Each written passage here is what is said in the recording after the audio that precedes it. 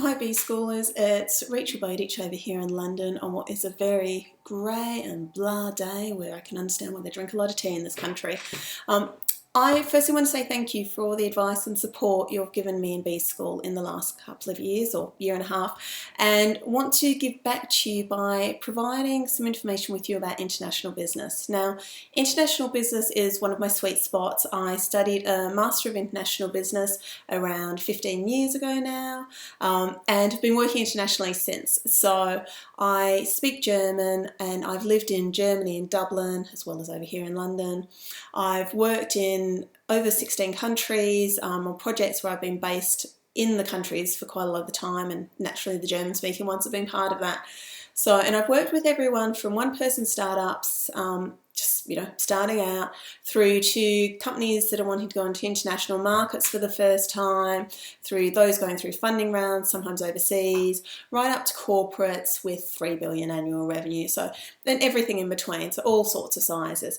I love different cultures, I love traveling, and I think that's partially why I love international business. So what I've been doing in the B-School groups is I've naturally been drawn to answering questions around international business. So I just thought it's time to give you a bit more information as opposed to just a couple of lines in an answer. So what I've done is I've pulled together a series of short videos for you to go through some of the key questions and topics that have been coming up. So the type of things I'm going to cover are currencies. So what currency to price your good or service in, as well as how to manage any exchange gains or losses that you can get associated with it when you have your revenue come in a different currency to what your cost base is. We'll also look at how you protect your intellectual property internationally, what you need to do around trademarks and other elements of it when you're taking your offering beyond the borders of your local country. We'll look at some simple steps you can take to make sure that your website is more acceptable to the markets that you're wanting to go into, some little tricks that you can do that makes things work a lot more smoothly there. And we'll also look at sort of the branding, just general website and your language and how you're approaching things, and some ways in which you can test that and identify your key target markets, and to actually do some sanity checks and market research against that market to enable you to have a better chance of getting inroads there.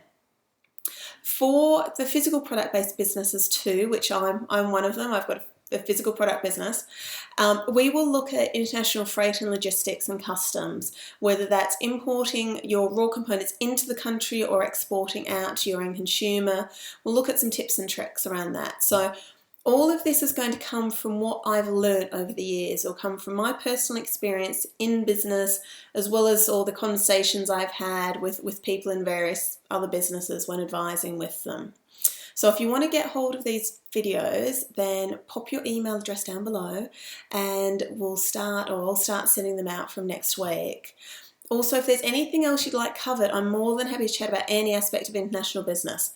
So just drop me an email at hello@kleingross.com.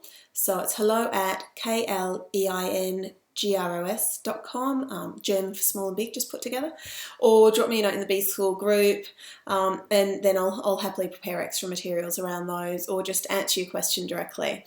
So once again, thanks for all your support that you've given me to date, and I hope these videos are a real help to you as you develop your business.